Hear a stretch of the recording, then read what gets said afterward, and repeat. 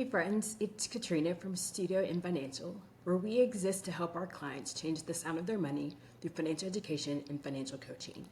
Today we're going to continue our 4-part series on your money mastering, our summer series actually for your money mastering. And today we're going to talk about getting out of debt and declaring debt freedom. But first, let's get through a few housekeeping things. We'll do our disclaimer here really quickly. And hopefully you'll excuse me, we're having a few technical difficulties today that are kind of delaying some responsiveness on my computer. So hopefully we'll get that straightened out here pretty soon. And we jumped right to the end. Let's see if we can go back to the beginning.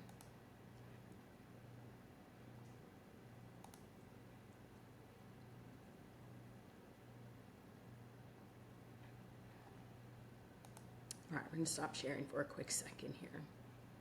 See if we can get this back together. Hold on one second. So we're going to go back to the first page. There we go. There we are, our disclaimer. The views and opinions expressed by StudioM Financial representatives are those of the representatives and do not necessarily reflect the views of StudioM Financial or any of its officials. The information provided in this presentation is for general educational purposes only and should not be interpreted as legal, financial, or individual counseling advice. Participating in the Your Money Mix or Your Money Mastering series does not establish a financial coach-client relationship.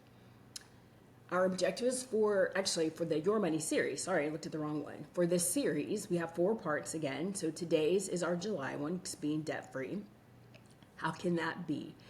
So let's move forward. Today's objectives are to bring clarity to debt and credit, to define the terms of debt and credit, to assess the types and amounts of outstanding debt, and to consider a plan to reduce debt, get some goal setting.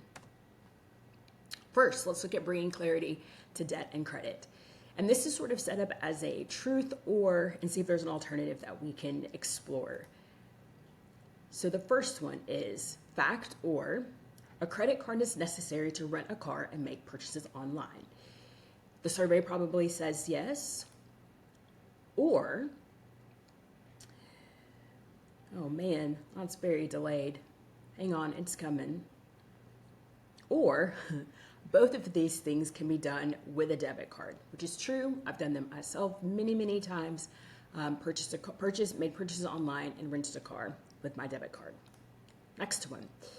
Fact or car payments are a way of life. You can't live without a car payment. The survey says you can pay for a reliable used car using cash. You can. It requires making a plan, setting aside finances to do that, but you can pay for a reliable used car using cash. Next one. I need to take out a credit card to build up my credit score.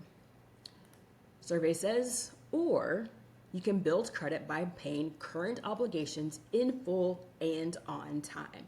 Those are 2 key parts, in full and on time. So your credit card bill, your cell phone bill, your light bill, water bill, your rent, your mortgage, paying those things in full and on time goes a long way in building positive credit history and building up your credit. You're building up your credit with lenders and on your credit report and your credit score. Next one, leasing a car is smart. You should always lease things that go down in value. There are tax advantages. Survey says, or how about you calculate the cost that will reflect, calculating the cost will reflect that a lease can be a more expensive method to operate and finance a vehicle. So you'll have to run some calculations for that goes deeper than what this podcast is for today. But there are several lease versus buy calculators that you can look at to see what the actual cost is, money that you have to pay, how that's prorated out over the time and the term of the lease versus an actual finance structure. Next, debt is a tool and should be used to create prosperity. Survey says it's challenging to grow wealth when resources are already obligated elsewhere. And this one I feel really strongly about. If we're talking about how we can build wealth, how we can grow our nest egg, how we can save for the future, whether that's retirement or other investing things that we want to do with our money, it's really difficult to do when we already have so many obligations lined out in our budget. We already have dates that bills are due. We already have amounts that are already subtracted out of our budget. It's really difficult to build and sustain wealth when you have multiple obligations coming out of your budget. So it's okay By getting out of debt, you are choosing to go against standard expectations and behaviors. And that's okay.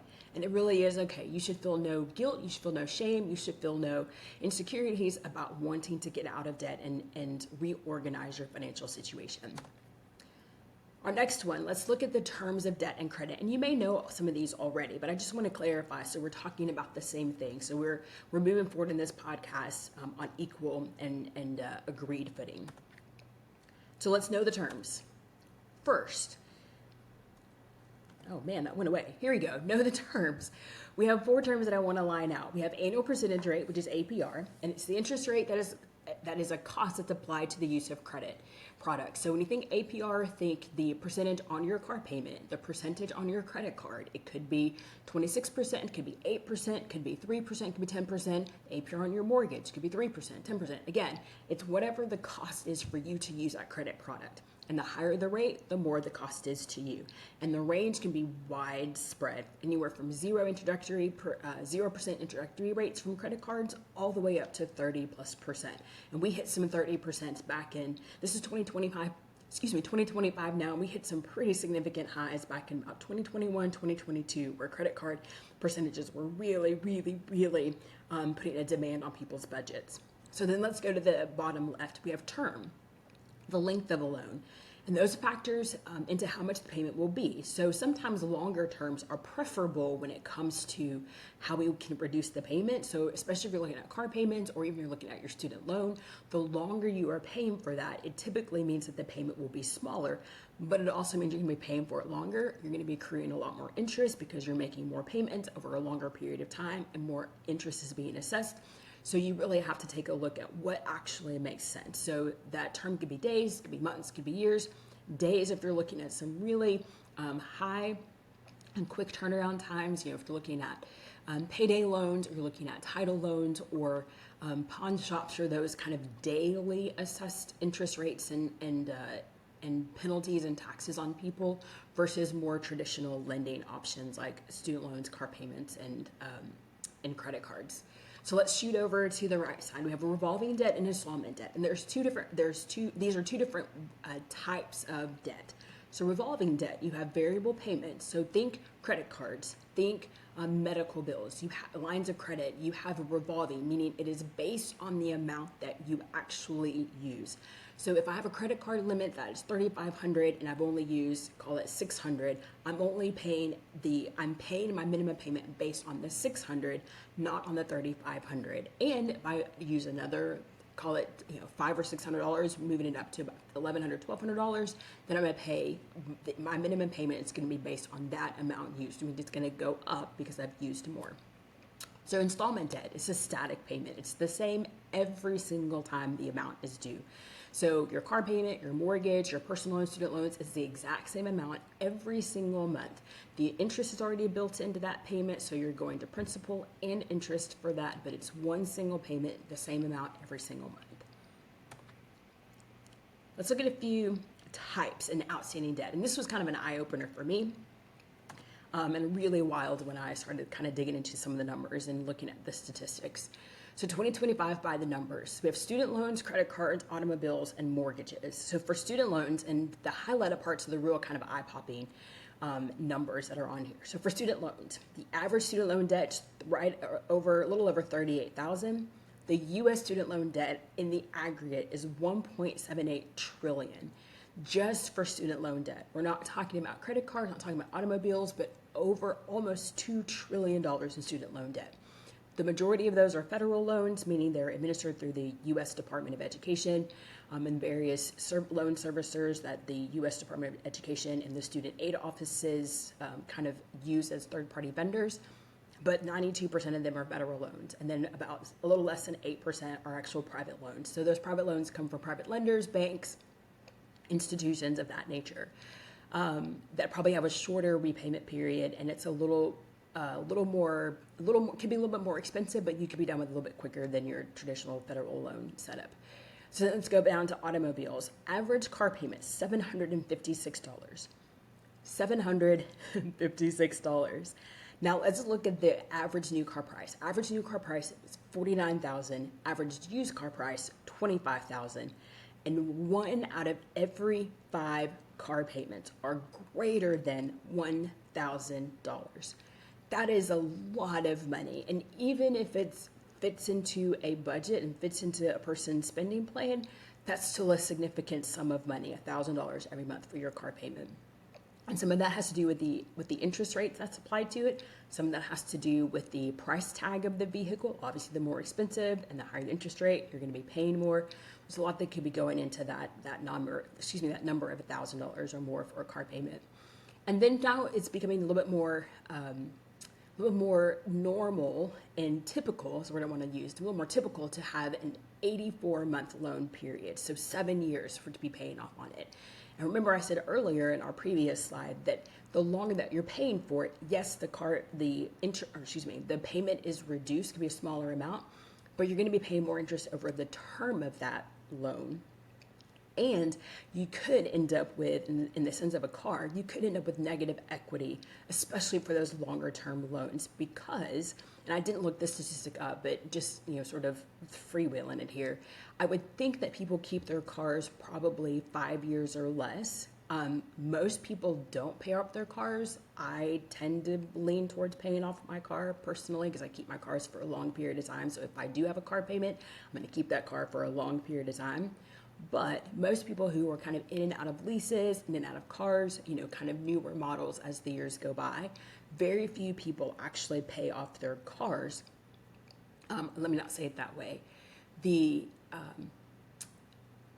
We hear more about people who don't keep their cars longer than we do about those who pay them off. I don't know what the numbers are, so I won't speak definitively on that. But the point of this is the longer that you have your car payment and the longer the longer the term is, anywhere from 72 months to 84 months, so 6 to 7 years, you could end up in a negative equity situation.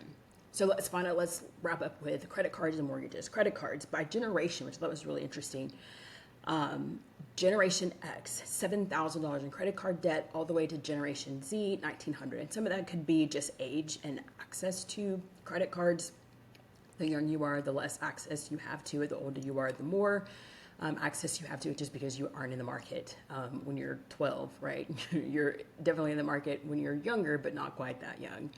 And then mortgages, the median down payment, is skip down to the bottom. Median down payment, $70,000. And that down payment could be 20%, the down payment could be 15%. It really just kind of depends. But if you're looking at the median home price for $330,000, and if it's typically 20% of that, then you're looking at $66,000. So that median payment is kind of in line with what that home sale price would look like.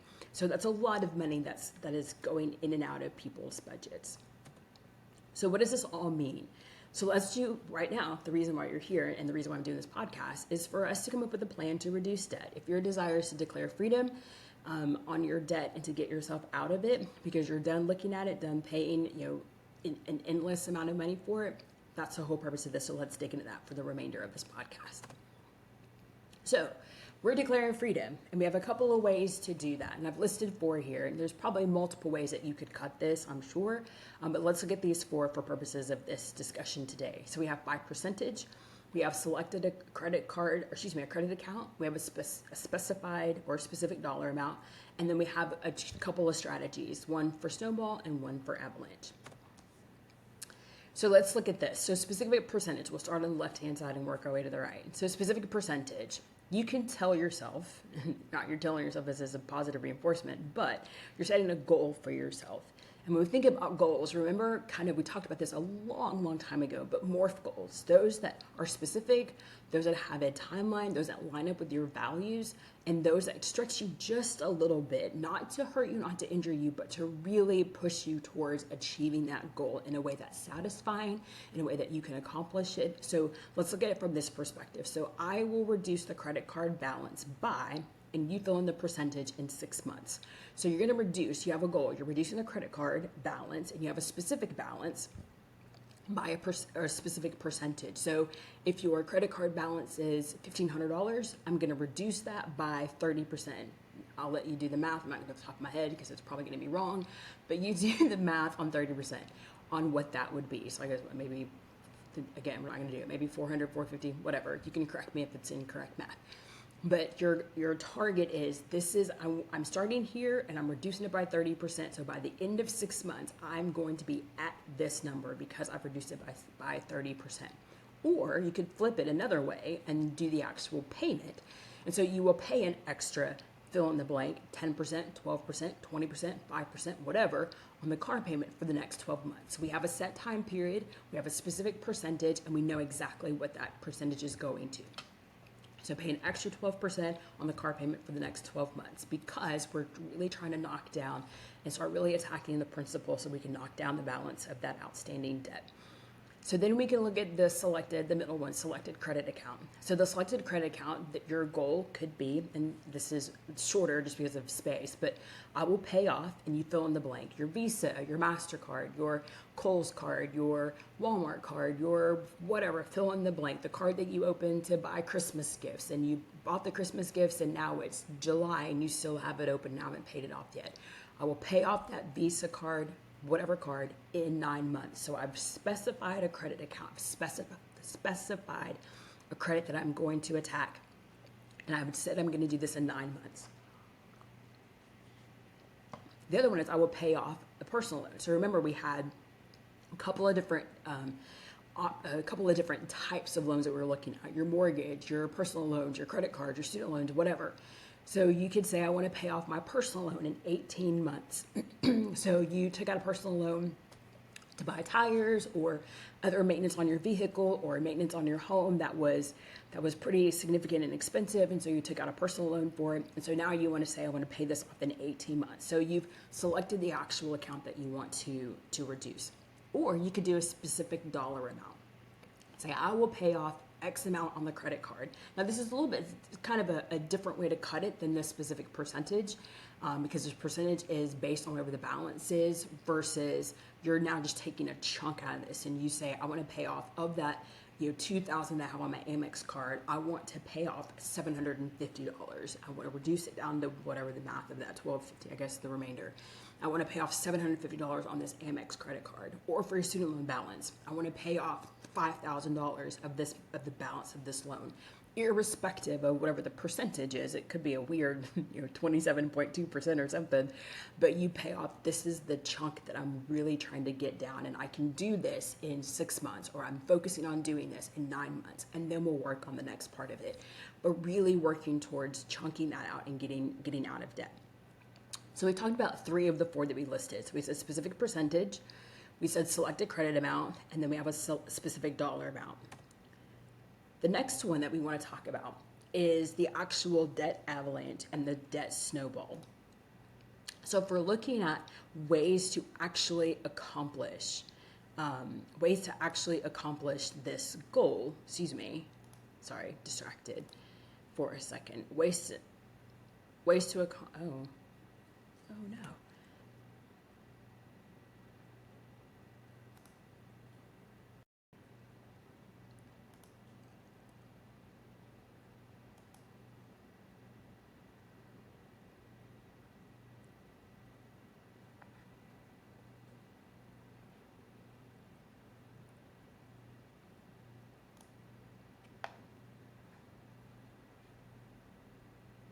Okay, so I realized that my presentation is no longer sharing, so I'm going to finish this out here really quickly this way. But rest assured that I will have the presentation included in the downloadables when I post this on YouTube and Spotify. You'll have access to the actual presentation and the worksheet that goes along with it. So don't worry, you are not without resources, and I'll get it to you here momentarily when it's posted.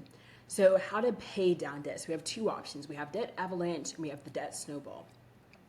So for the debt avalanche, the benefit of this and the purpose of this is to pay debts off faster and pay less interest. So what you would do, how this works out practically, is you're going to list the debts first, know what you're paying off and what you have to pay off. So you're going to list those debts in order of interest rate. So from the highest to the lowest. So everywhere from 32% all the way to 4% and everything in between. And then you're going to start with the highest interest rate. So you're going to pay not just the minimum balance, but minimum plus on that high interest rate. while still paying minimum balances on the rest of them, you're going to start really, really attacking the one with the highest interest rate. Now, as I said, the benefit of this one is you're paying less interest, and you're getting out of debt faster because you're moving and you're working on the 28% one versus the 4 that's just kind of moderately accruing a balance. So attacking it until you pay that off to zero, close the account, move on. So whatever you were paying to that highest card, you're going to take that money.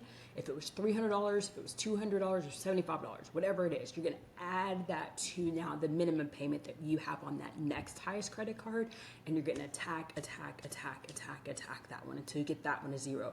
And then you're going to roll it over until you get to the very, very last one, and you're done and out of debt once you finish paying that one off. So again, that's the avalanche, sort of the highest and moving your way down. So think high and coming to the low. So snow avalanche or rock falls, whatever, the highest, and it's gaining and you're going down. The other way to do it is the debt snowball, and this is the one that I have done for this one reason, actually, is the quick satisfaction. There is a psychology to this one that may not necessarily apply to the avalanche, and the avalanche is really more numbers based. But the psychology of the debt snowball is that you order them. Let's talk about how you do it first, and then we'll get to psychology. You're going to list your debts in order of the balance amount from lowest to highest. So it's descending, it's opposite of what you're doing for the avalanche. So the lowest balance, $15, $30, whatever it is, all the way up to the student loan, that's $28,000, and again, everything in between. And so what you're going to do first is you're going to take that minimum balance and you're going to add some money to it, and you're going to attack that smallest one first. Get that out of the way. Even if it means you can be done with it in 2 months. Boom, get it done, 2 months, 60 days, we're out of debt for that one. So you have an immediate win is really the point of this. So you have motivation to continue going forward and paying off your debts. So you start with that one and you jet forward. You start attacking the second one. So take that money that you were putting towards that first one that you paid off, and you add that to the minimum payment that you were paying on the second one. Because remember, you're still paying minimum payments. You're not stopping payments. You're not holding anything out. You're still keeping everything current, because we still want to keep a healthy credit history with this, and a positive credit history, which means we're still paying our bills in full and on time. So keep those minimum payments going. We're going to add what you were paying on that first one, add it to the minimum payment on the second one, and attack until you get done with that second one and you're out of the third one. So yes, you may be, depending upon how it lines up, sure, you might be paying the most interest on the last one, maybe not. Maybe really the lowest balance also carried the highest interest rate, which means you're done no matter what. Lowest balance, highest interest rate, it's gone and out of the way. So those are the two ways to pay down debt. You have the debt avalanche, so you're starting from the largest APR all the way down to the smallest one. And the debt snowball, you're starting from the lowest balance and you're moving your way through the highest balance. So let's talk about some action steps. Well, that's great, Katrina. How can I actually do this? So very simple. I'm a pretty simple person. And I like to be able to follow clear, defined steps. So how much do you need to actually pay off? Knowing that number is really important. It may be uncomfortable, it may be daunting, it may be intimidating, but you can only take care of the things that you know about. If you don't let yourself be informed on what you have to pay off, but your goal is to get out of debt, it's going to be difficult to know. It's going to be difficult to accomplish if you don't give yourself the information. So know how much needs to be paid off. What are the types? Do they have high interest rates? Are they revolving? Are they installment? Because that's going to help you decide how you want to attack it. Do you want to do by percentage? Do you want to do by a specific amount? Do you want to do snowball? Do you want to do avalanche? So really, what are those options that you have available? But knowing what you have to pay off first. Then review your budget. Look at your budget. How much income is actually available each month to designate and to allocate to this? So if you have an extra 150 in your budget, you have an extra 35 in your budget, whatever. How are you going to use that extra money to then facilitate getting out of debt? And what plan are you going to use? And what account are you going to start trying to pay down and reduce? And then look at your expenses, kind of what expenses must continue, those four walls. We've talked about this before, and I think I've blogged about this before. What are those things that if you don't pay for this, your house will not maintain, will not run itself? Water bill, light bill, rent, mortgage, food to some degree, right? Maybe not the eating out, maybe not the real discretionary, but you get your bread, your meat, your milk, your eggs, the staples in your house. What else do you need? You in this day and age, 2025, cell phone is pretty up there, and things that are your household will not run without it. Will not run without it. Internet, having access to internet, especially if you're looking for work. Yes, you can go to the library. Yes, you do those things. But if you also have a house to take care of and family to take care of, especially with small kids, sometimes those things are a little more challenging than we would like to admit. So good options, but you got to figure out what makes most sense for you. And then whatever is below that cut line, figure out how you can discontinue that for a little bit and take that money and start using that as extra resources to put towards reducing your debt. So then you say, I don't have $35 left over. I now have $135 left over. Great. Let's start figuring out what we can do with that $135 and how much time are we wanting to designate to this. Because yes, our goal is to get out of debt. How long is it going to take us? So is that going to take us 3 months because of the extra money that we have? Is it going to take us 18 months because of the extra money that we have, which is probably a far cry better than what it was going to be? It could have been 5 years, it could have been 15 years, it could have been 30 years, depending upon if we just kept paying minimum payments. But now that we're really getting focused and attacking that principle by adding extra payments, that time is really, really compressed. So you're saving interest and you're saving time. And then you have to decide, do I want to increase my income? Do I reduce expenses? Do I need to find a part-time job because I'm really, really motivated to do this? And 18 months seems like a very long time to dedicate to this. And I really would like this done in a year. Maybe a part-time job, maybe remote work, maybe side hustle, whatever, figuring it out. And then if you need to reduce a specific kind of expense, we talked about this a second ago. So really looking at your budget. Now, again, that's a shameless plug, and I do mean shameless because this is my work that I really enjoy doing. If you say this looks really complicated, it's a lot of information, I'm not really sure how I can do this, look for professional assistance, look for a financial coach, look for a financial counselor to help walk you through this process, to really assess your budget, really get an objective third-party view of the money coming in, money going out, realistic options, realistic timing for you to get a good picture of what your finances could look like. Because one is in the weeds, right, which is you're living it, and then the other one can kind of take a little bit more of a broader view of it and really start kind of helping you parse through the facts and the information of your budget. So those are action steps. Calculate your outstanding debt, review your budget, determine how much is necessary, and then decide how you either want to increase income or decrease expenses, and then start setting some timelines by percentage, by specific amount, by specific account that you want to attack, or that you want to start using the avalanche or snowball method, and then start working the plan. You've created it, now start working the plan. That's going to be our time for today. That was a lot of information. Usually this is broken up into about an hour and a half workshop that has worksheets and discussion, all these different things, but to put this in a 30-minute podcast. So I hope it didn't feel too rushed to you all, but gave you some good information that you could actually implement. Again, I'm going to include the PDF of the slides so you have them, and the worksheets so you have a place to take notes and kind of review those things as well. So with that, I'm going to wish you all a wonderful, wonderful day. Thank you so much for your time and attention to our episode for today. I hope it's been helpful. I hope it's been motivating for you to start the process and start the plan of really declaring your freedom, not just declaring it, but putting action steps to that declaration. And again, if you can hit me up on any of our social media, you can find me on X, you can find me on LinkedIn, Instagram, Facebook, StudioM Financial, or StudioM Fin. You can find me and drop me a message, send me an email, send a text, reach out in any way that makes sense to you. We're happy to hear from you. Would love to hear from you and see how your progress is going and cheer you on as you are working on the change. And with that, have a wonderful afternoon, and we'll talk to you soon.